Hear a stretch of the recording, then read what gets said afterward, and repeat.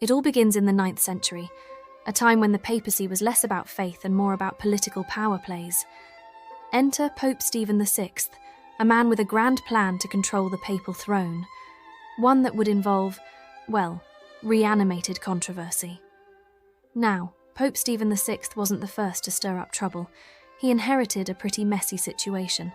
The papacy at this time was like a game of musical chairs, except instead of chairs, it was thrones of power, and instead of music, it was absolute chaos. You see, Pope Formosus, the man who had previously held the papal office, had some enemies. One of them was none other than Pope Stephen VI, who was not a fan of his predecessor.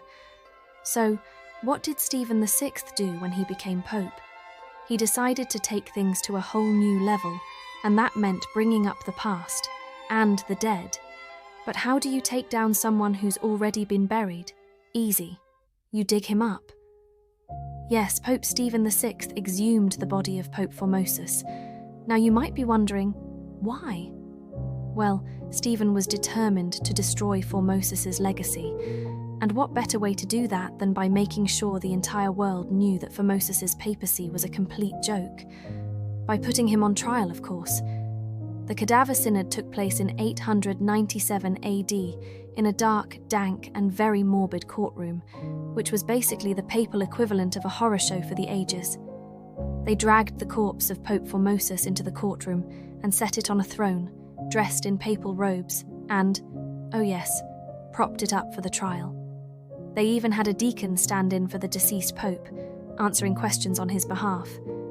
But here's where it gets really creepy. They accused the dead Pope Formosus of everything from perjury to violating church laws. And naturally, they found him guilty. It gets better though. They cut off the dead Pope's 3 fingers, the ones used for blessing people, of course, as a symbolic act of removing his papal authority. Not exactly the kind of reform anyone had in mind when they woke up that morning. But wait, how did they even conduct the trial? With a dead man sitting there looking all lifeless, you'd think someone would call it off. But no, Pope Stephen VI had a prosecutor in place, and he argued that Formosus had broken canon law during his papacy. Meanwhile, the body just sat there like a decaying reminder of how political power games were sometimes more undead than anyone cared to admit. In the end, Formosus was found guilty. By a jury of live people, mind you. The corpse was stripped of its papal vestments, his papacy was annulled, and his body was thrown into the Tiber River. That's right, this isn't just a trial, it's also a story of corpse dumping. The guy was pretty much unmade in every sense of the word. Now, if you think things couldn't possibly get worse, oh, they did. The aftermath was so crazy that even the people who supported Pope Stephen VI started to think, wait a minute, maybe this wasn't such a great idea. After all, dragging a corpse into court doesn't exactly scream respectable leadership, does it? As for Pope Stephen VI, his reign didn't last long after that little stunt. Not even a year later, he was imprisoned and strangled by his political rivals. Seems like not even the papacy could save him from the wrath of a system that was as treacherous as it was ridiculous. What goes around comes around, right? But let's pause for a second and take a step back. How did something like this even happen?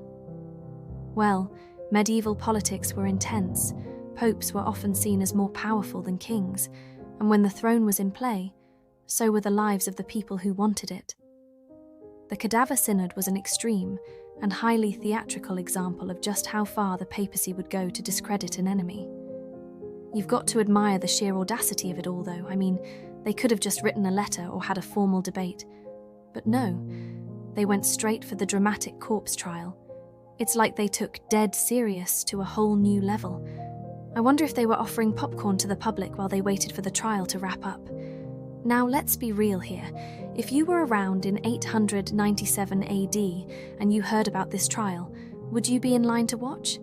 I know I would.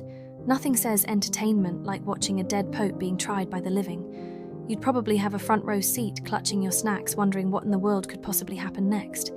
It's the kind of event that you could only imagine in an absurd historical drama. And yet, here we are, learning about it like it's the craziest thing to happen in the Middle Ages. In the end, the Cadaver Synod became an infamous example of how political ambition can lead people to do the unthinkable, even involving the dead. And while it's easy to look back and laugh at the absurdity of it all, it also serves as a reminder of just how deeply power and politics can corrupt and drive people to make shocking decisions.